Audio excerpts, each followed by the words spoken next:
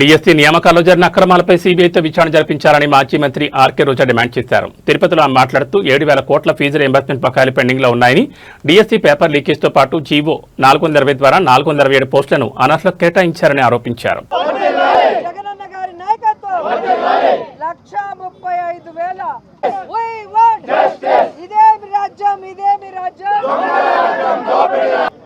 ఆంధ్రప్రదేశ్లో నారా లోకేష్ విద్యాశాఖ మంత్రిగా వచ్చిన తర్వాత ఈ రాష్ట్రంలో విద్య ఏ విధంగా సర్వనాశనం అయిపోతుందో మనం కళ్ళారా చూస్తున్నాం.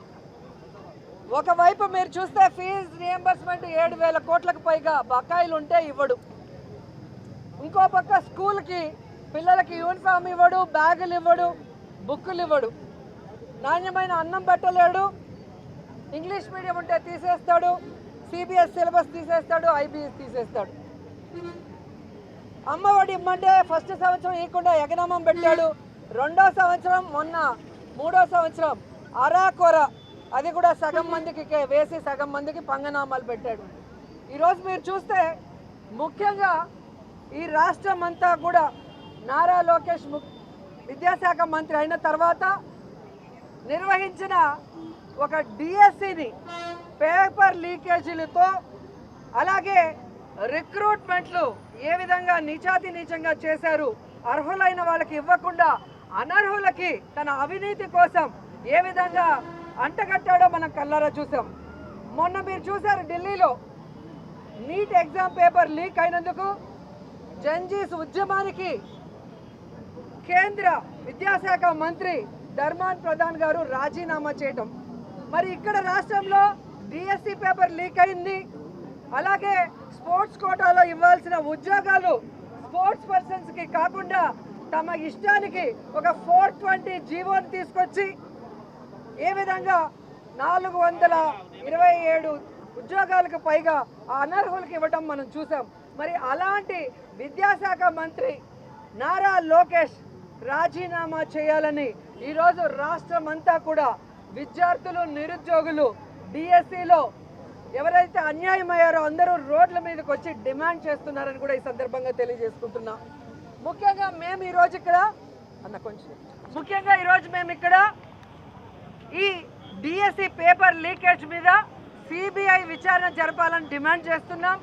అలాగే ఈ డిఎస్సి పేపర్ లీకేజ్కి కారణమైన విద్యాశాఖ మంత్రి నైతిక బాధ్యత వహించి రాజీనామా చేయాలని డిమాండ్ చేస్తూ ఉద్యమాన్ని చేపట్టడం జరిగింది. ఎందుకంటే ఈరోజు మన రాష్ట్రంలో ఈ కూటమి ప్రభుత్వం వచ్చిన తర్వాత దాదాపుగా 191 మంది నిరుద్యోగులు ఆత్మహత్య చేసుకున్నారు. చాలామంది ఉద్యోగాలు లేక పక్క రాష్ట్రాలకి వలసలు పోతున్నారు. మిమ్మల్ని నమ్మి మీరు అధికారంలోకి వస్తే నిరుద్యోగ భృతి 3,000 ఇస్తాం, లేదా ప్రతి ఇంటికి ఉద్యోగం ఇస్తామని 1,500,000కి పైగా నిరుద్యోగుల్ని ఈరోజు మోసం చేశారు. ఈరోజు ఆ నిరుద్యోగులంతా కూడా ఉద్యోగం రాక, నిరుద్యోగ భృతి రాక పక్క రాష్ట్రాలకు వెళ్ళే వాళ్ళు పక్క రాష్ట్రాలకు వెళ్ళి కూలీలుగా మారుతున్నారు. వెళ్ళలేని వాళ్ళు ఆత్మహత్యలు చేసుకుంటున్న పరిస్థితి. ఈరోజు మెగా డిఎస్సిలో ఏ విధంగా పేపర్ లీకేజ్ జరిగింది, ఏ విధంగా ఎగ్జామ్ పెట్టకుండా స్పోర్ట్స్ కోటాలో రిక్రూట్మెంట్ చేసే ముందు ఒక 420 జీవోని ఇచ్చి రిక్రూట్ చేసుకుని ఆ తర్వాత ఆ జీవోని క్యాన్సిల్ చేశారో మీకే అర్థమైంది. మరి జగన్మోహన్ రెడ్డి అడిగిన ప్రశ్నలకి 2 నెలలు అవుతున్న ప్రెస్ మీట్ పెట్టి సమాధానం చెప్పే దమ్ము ధైర్యం లేని లోకేష్ ఈరోజు రాష్ట్ర వ్యాప్తంగా ఉద్యమం చేస్తున్నారని తెలుసుకొని నిన్న ఎక్కడో జగన్ దమ్ముంటే రా నువ్వో నేనో తేల్చుకుందాం అంటున్నాడు. జగనన్న దమ్ము ధైర్యం గురించి సోనియా గాంధీని అడుగు, మీ నాన్న చంద్రబాబు నాయుడుని అడిగితే తెలుస్తుంది నారా లోకేష్ అని కూడా ఈ సందర్భంగా తెలియజేస్తున్నా. నీకు జగనన్న అవసరం లేదు. ఈరోజు రాష్ట్ర వ్యాప్తంగా ఏ జిల్లాకు వెళ్ళినా మా నాయకులు కనిపిస్తారు. టైం నువ్వు చెప్పు, ప్లేస్ నువ్వు చెప్పు, ఏ ప్రాంతానికి వస్తావో ఆ ప్రాంత నాయకులు రెడీగా ఉన్నారు.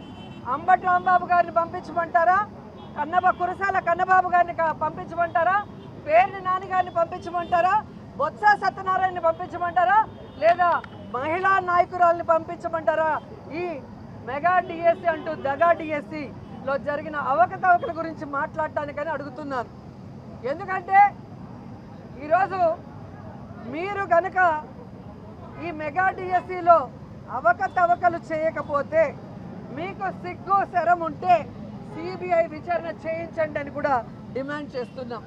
అలాగే తెలుగుదేశం పార్టీ నాయకులు ఈ డిఎస్సి పోస్టులు అమ్ముకోలేదు అనుకుంటే సిబిఐ విచారణ చేయించండి అని కూడా డిమాండ్ చేస్తున్నాం. అలాగే స్పోర్ట్స్ కోటాలో స్పోర్ట్స్ పర్సన్స్కి ఇవ్వకుండా దొంగదారిన 420 జీవోతో ఇచ్చింది నిజం కాకపోతే సిబిఐ విచారణ చేయించమని డిమాండ్ చేస్తున్నామని కూడా ఈ సందర్భంగా తెలియజేసుకుంటున్నాం. చంద్రబాబు నాయుడు, పవన్ కళ్యాణ్, లోకేష్ మహిళల జీవితాలతో చెలగాటమాడారు, వాళ్ళ మాన ప్రాణాలతో చెలగాటమాడారు. ఈరోజు విద్యార్థుల జీవితాలతో చెలగాటమాడుతున్నారు. ముఖ్యంగా బీసీ, ఎస్సీ, ఎస్టీ, మైనారిటీ విద్యార్థులు, మహిళా విద్యార్థుల్ని ఈరోజు ఏ విధంగా మీరు దగా చేశారో ఈ రాష్ట్రం మొత్తం కూడా చూస్తోంది.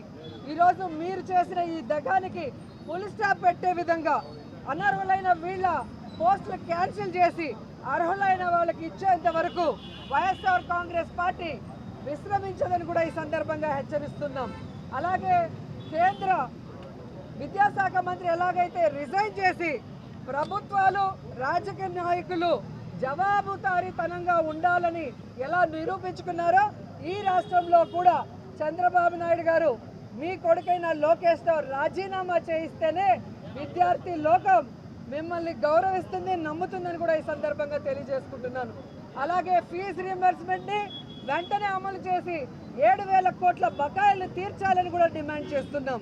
అలాగే మీరు చూస్తే 3,000 నిరుద్యోగ భృతి, ఒకటి ఉద్యోగం ఇవ్వండి లేదా నిరుద్యోగ భృతి ఇవ్వాలి.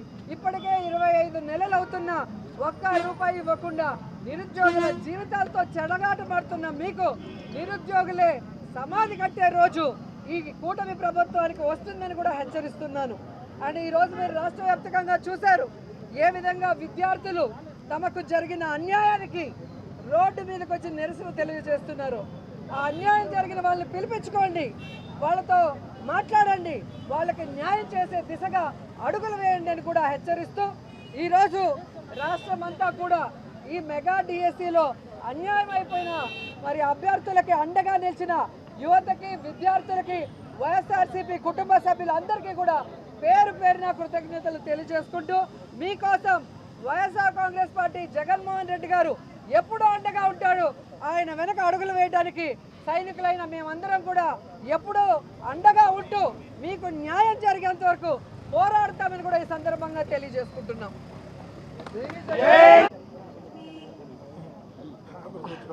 ఆడలేక మధ్యలో దరువు అంటారు కదా, అదే ఇది. ఈరోజు నేను ఒకటే సూటిగా అడుగుతున్నాను. ఆంధ్రజ్యోతి పేపర్ని మేము తగలబెట్టామని ఈ ప్రభుత్వం చాలా ఉత్సాహంగా మాకు నోటీసులు ఇచ్చింది. ఆంధ్రజ్యోతి పేపర్కి ఈ ప్రభుత్వానికి ఉన్న అవినాభావ సంబంధం ఏంటి? ఆంధ్రజ్యోతికి చంద్రబాబు నాయుడుకు ఉన్న అవినాభావ సంబంధం ఏంటి? ఆంధ్రజ్యోతి పేపరు కాలిస్తే వీళ్ళకి వచ్చిన బాధ ఏంటి? నేను పేపర్ కొన్నాక అది నా పేపరు, నేను చదువుకుంటానో, కాల్చుకుంటానో, మసిగుడ్డగా వాడుకుంటానో లేదా కబోర్డ్లో వేసుకుంటానో నా ఇష్టం. దానివల్ల ఎవరి నెత్తిన వేసాం కాల్చి? సాక్షి బిల్డింగ్లు పగలగొడతారు, సాక్షి ఆఫీస్లో దూరి కంప్యూటర్లు పగలగొడతారు, సాక్షి జర్నలిస్టులు కొడతారు, కానీ కేసులు ఉండవు. ఆంధ్రజ్యోతి పేపరు ఒక మూల వెళ్ళి మేము కాల్చుకుంటే అదో పెద్ద, అంటే ఆంధ్రజ్యోతి పేపర్లో చంద్రబాబు నాయుడు ప్రాణం ఉంది, మాంత్రికుడి ప్రాణం చిలకలో ఉందంటారు చూడు, అలా చంద్రబాబు నాయుడు ప్రాణం ఏమైనా ఆంధ్రజ్యోతి పేపర్లో ఉందా? ఆంధ్రజ్యోతిని కాలిస్తే ఈయనెందుకు నోటీసులు పంపించాడో నాకైతే అర్థం కాదు. ఈ రాష్ట్రంలో ఆడపిల్లను రేప్ చేస్తే కేసు లేదు, ఆడపిల్ల మీద దాడులు చేస్తే కేసులు లేదు. ఈ రాష్ట్రంలో నడి రోడ్లు తలలు పగలు కొడుతుంటే కేసులు ఉండదు. ఈ రాష్ట్రంలో ఏ విధంగా రౌడీజం, గూండాయిజం, రెడ్ బుక్ రాజ్యాంగం అంటూ చేస్తే కేసులు ఉండవు. కానీ ఆంధ్రజ్యోతి పేపర్ని మనం షాప్లో కొనుక్కొని మనం తగలబెట్టుకుంటే పెద్ద కేసు అంట. దీన్ని బట్టి ఈ రాష్ట్ర ప్రజలు ఆలోచించాలి. చంద్రబాబు నాయుడు ప్రభుత్వం ప్రజల కోసం పనిచేస్తుందా తమ భజన పత్రికల కోసం పనిచేస్తుందా తెలుసుకుంటే అర్థమవుతుంది. ఏ విధంగా పారదర్శకంగా జగన్మోహన్ రెడ్డి గారు రిక్రూట్ చేసి ఎంత న్యాయంగా చేసి అందరితో శభాష్ అనిపించుకున్నారో మీరు చూశారు. ఈరోజు లోకేష్ 16,000 ఉద్యోగాలకు పెట్టిన డిఎస్సి కూడా సక్రమంగా పెట్టలేక ఈరోజు పేపర్ లీకేజ్ చేయడమే కాకుండా 420 జీవో నంబర్ 47 తీసుకొచ్చి ఈరోజు ప్యాక్ ఆట ఆడేవాళ్ళు స్పోర్ట్స్ కోటా కింద ఉద్యోగాలు ఇచ్చారంటే ఎంత సిగ్గుచోటో ఒకసారి చూసుకోండి. అలాంటి నారా లోకేష్ వెంటనే రాజీనామా చేయాలని డిమాండ్ చేస్తున్నాం.